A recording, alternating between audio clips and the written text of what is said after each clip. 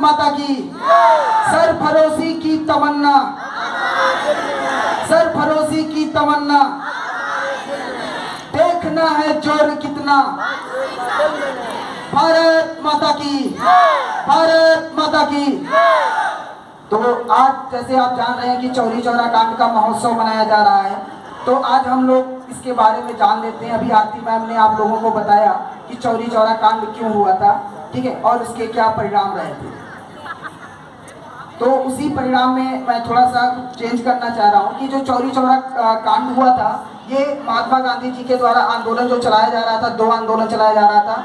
एक तो आपका नॉन कॉर्पोरेशन मूवमेंट चल रहा था और एक आपका खिलाफत मूवमेंट चल रहा था, ठीक है। ये दोनों मूवमेंट चल रहा था 1920 और 1919 में, और इस दोनों मूवमेंट का एक ही मतलब था, पूर्ण स्वराज्य। हमें अब पूर्ण स्वराज चाहिए। और मूवमेंट चल रहे थे, लेकिन बहुत अच्छा चल रहा था। जो ब्रिटिशर्स को बाइकआउट किया जा रहा था, ठीक है, और बहुत अच्छा मूवमेंट चल रहा था। 1921 में सब लोगों को लगने लगा था कि अब हमें आज़ादी मिलने वाली है, और इसी के जोश में सब लोग अच्छे से गाना गा रहे थे। और इसी चौरी चौरा गोरखपुर के देवरिया के पास एक स्थान है जहाँ पे घटना हो जाती थी, ठीक है, जिसमें कुछ अंग्रेजों के द्वारा, पुलिसकर्मियों के द्वारा जो है, वो पुलिसकर्मी भारतीय ही थे लेकिन जरूर अंग्रेज के द्वारा थे। तो उसमें क्या होता है कि कुछ घटनाओं में उन पुलिस थाने को आग लगा दिया जाता है, जिसमें जो है 22 पुलिसकर्मी जिंदा जलकर मर जाते थे। लेकिन इसके बाद अंग्रेजों ने लगभग 190 भारतीयों को उसके ऊपर केस चला करके फांसी की सजा भी सुनाई थी, जिसमें एक राघव दास जी थे वहीं पे। उन्होंने इनकी जो क्रांतिकारियों पर मतलब केस को वापस लिया, और लगभग उसके बाद भी बाकी को छुड़ा दिया गया था। लेकिन उसके बाद भी 19 क्रांतिकारियों को फांसी की सजा दे दी गई। आज भी गोरखपुर में आप जाइए तो वही जो शहीद का जो पुलिस स्टेशन आज भी अंग्रेजों के द्वारा बना हुआ है, लेकिन उन क्रांतिकारियों का कोई स्थान नहीं दिया गया जिनको देश की आज़ादी के लिए उन्होंने अपने प्राणों की बलि दे दी या प्राणों की क्षति में चढ़ गए। और आज आप लोग इस तरीके से बैठे हुए हैं, और इस महोत्सव को अगर हम बना पा रहे हैं तो उन्हीं के कारण बना पा रहे हैं कि जो अपने प्राणों की बलिदान दे करके चले गए हैं। तो आज हम उनको याद कर रहे हैं, और उनके लिए हम 2-4 लाइनें आपको बता रहे हैं, ठीक है। एक तो होता है देश प्रेम। देश प्रेम के बारे में लोगों के बहुत अलग अलग विचार हैं, लेकिन देश प्रेम के बारे में मेरा क्या विचार है आप जरा सुनिएगा, ठीक है। एक छंद है, ध्यान से सुनिएगा, और अगर अच्छा लगे तो ताली जरूर जोर से बजाइएगा, ठीक है। भोगवादी मानसिकता में डूबा हुआ व्यक्ति राष्ट्रवाद वाले कहाँ सपने सजोता है। भोगवादी मानसिकता में डूबा हुआ व्यक्ति राष्ट्रवाद वाले कहाँ सपने सजोता है। रोग और भोग के भंवर में पड़ा हुआ वो धनु धाम धैर्य शांति सब खोता है। फिर से सुनिएगा, भोगवादी मानसिकता में डूबा हुआ व्यक्ति राष्ट्रवाद वाले कहाँ सपने सजोता है। रोग और भोग के भंवर में पड़ा हुआ वो धनु धाम धैर्यवान शांति सब खोता है। प्रेम शब्द पावन पुनीत ये उपासना है, डूबे हुए शक्ति में भी आत्मशक्ति बोलता है। और वासना को प्रेम मानता ये जानता ही नहीं, देश प्रेम से बड़ा न कोई प्रेम होता है। वासना को प्रेम मानता ये जानता ही नहीं, देश प्रेम से बड़ा न कोई प्रेम होता है। तो सबसे बड़ा प्रेम है वो देश प्रेम है, और इससे बढ़ करके कोई प्रेम नहीं है। और आज तमाम ऐसे आजाद, भगत सिंह फांसी के फंदों पर चढ़ गए, और आजाद पर मैंने कविता है, बर्बादी से जंग लड़ी, बर्बादी से जंग लड़ी है तब आजाद हुए हैं हम। बर्बादी से जंग लड़ी है तब आजाद हुए हैं हम। रोम रोम में इंकलाब भर जिंदाबाद हुए हैं हम। तोड़ी सभी गुलामों की जंजीरें इस कारण से, मिटे कई आजाद यहाँ पर तब आजाद हुए हैं हम। मिटे कई आजाद यहाँ पर तब आजाद हुए हैं हम। कई आजाद यहाँ पे जो है मिटे हैं, उसके बाद हमें आजादी मिली है, ठीक है। गांधी जी का अगर वो फैसला नॉन कॉर्पोरेशन मूवमेंट और खिलाफत मूवमेंट अगर वापस नहीं लिए होते तो भारत 1947 की जगह गारंटी के साथ कहता हूं 1927 में आजाद हो गया होता। 20 साल पहले हमको आजादी मिल चुकी होती। लेकिन कुछ घटनाएं थी, उनका अपना अलग नॉन वायलेंस मेथड था, लोगों का अलग मेथड था। कुछ ऐसे कहते हैं कि जो क्रांतिकारियों को मरवाने के पीछे भी कुछ लोगों का हाथ था। मैं उनका नाम नहीं लूंगा, लेकिन मैं बताने की कोशिश करूंगा। अगर लालच में हम लोगों से भी गलतियां हो जाती हैं, अगर लालच में गैरों से वफादारी नहीं करते, अगर लालच में गैरों से वफादारी नहीं करते, कभी दुश्मन यहाँ आने की तैयारी नहीं करते। गुलामी आज तक हम भोगी नहीं होती, गुलामी आज तक हमने भोगी नहीं होती अगर इस देश के कुछ लोग गद्दारी नहीं करते, अगर इस देश के कुछ लोग गद्दारी नहीं करते। और आज वो गद्दार कौन है, आप जरा इस लाइनों में ढूंढने की कोशिश करिएगा। आजादी के बाद भी जवाब ढूंढ न सके वो अनबुझ रहे वो सवाल कौन कौन थे। आजादी के बाद भी जवाब ढूंढ न सके वो अनबुझ रहे वो सवाल कौन कौन थे। और क्रांतिकारियों को मरवाने वाले देशद्रोही गोरों का चुपन बातें जाल कौन कौन थे। चंद टुकड़ों पे भेद घर का बताने वाले, चंद टुकड़ों पे भेद घर का बताने वाले शेरों के समूह में श्रृगाल कौन कौन थे। और काल तो सुभाष चंद्र शेखर भगत, किंतु गोरी सरकार के गुलाम कौन कौन थे, किंतु गोरी सरकार के गुलाम कौन कौन थे।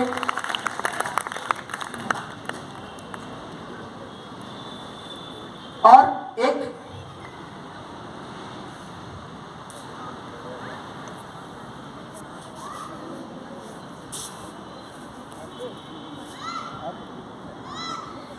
छोटा सा मतलब एक नया प्रयोग है। मैं जितनी लाइन में बोलूंगा एक वर्ड एक बार आएगा, दूसरी लाइन में वर्ड 2 बार आएगा, तीसरी बार में 3 बार आएगा, चौथी बार में 4 बार आएगा।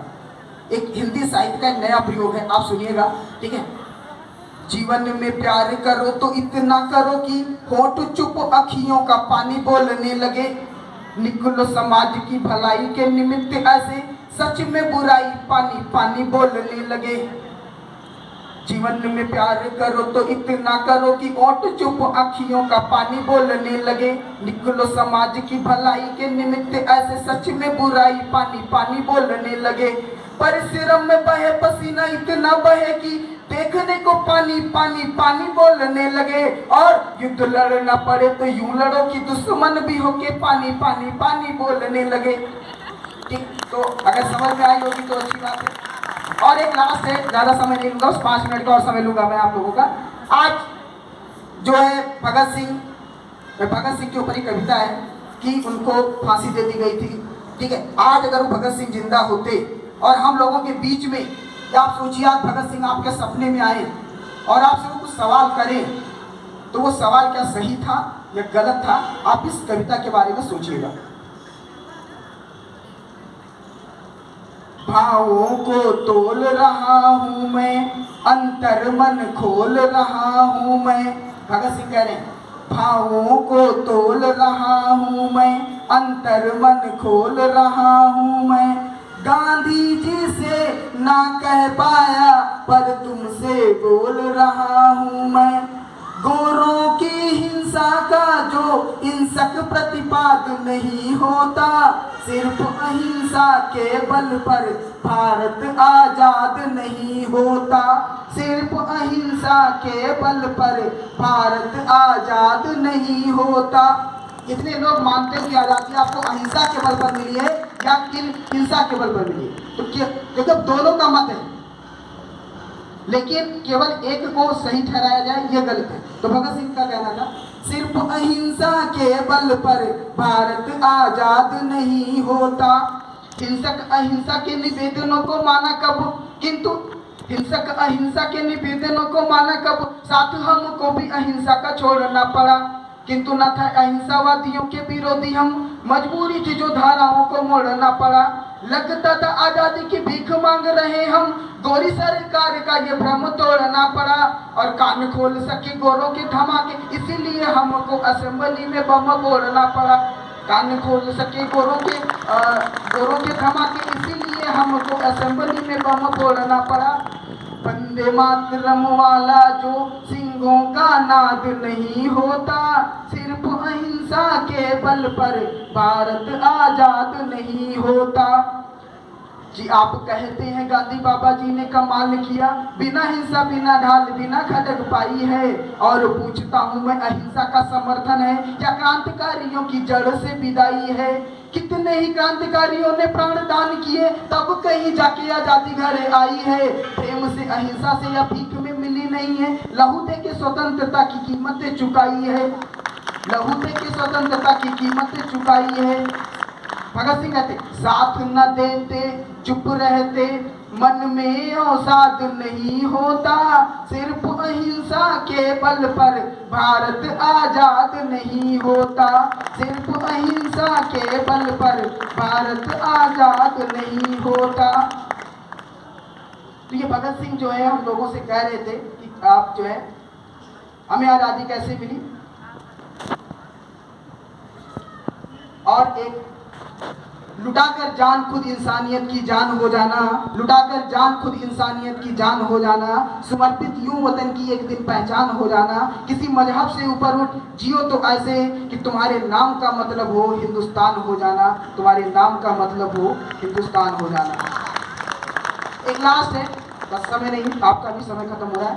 एकता की बेल की जड़ों में यदि डाली छाछ, कुछ लोग हमारी एकता को तोड़ने की कोशिश कर रहे हैं, धर्म के नाम पर हमको डिवाइड करने की कोशिश कर रहे हैं, जात के नाम पर, मजहब के नाम पर। मैं उनको बताना चाह रहा हूँ, एकता की बेल की जड़ों में यदि डाली छाछ, अपने लहू से फिर बेल सी चिलेंगे हम।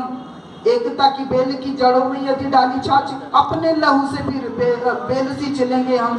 और किसी व्यक्ति या विचार का विरोध हो तो शांति है तो भी उसमें भी आंख में चिलेंगे हम। धर्म के विरुद्ध युद्ध वाला भाव देखा यदि ज्यादा क्रुद्ध होंगे तो मिट्टियों को भी चिलेंगे हम। किंतु यदि देशद्रोही भाषा बोलने लगे तो देश की कसम वो जुबान की चिलेंगे हम। किंतु यदि देशद्रोही भाषा बोलने लगे तो देश की कसम वो जुबान की चिलेंगे हम। ये मैंने क्यों कहा, हमारे लोगों के बीच से भी कुछ साल पहले जेएनयू का नाम सुना होगा, कुछ लोग देश विरोधी नारे लगाए। तो मैं उनको बताना चाहता था कि अगर आपके पास ऐसी हिम्मत है तो हम लोगों के पास भी कुछ हिम्मत है।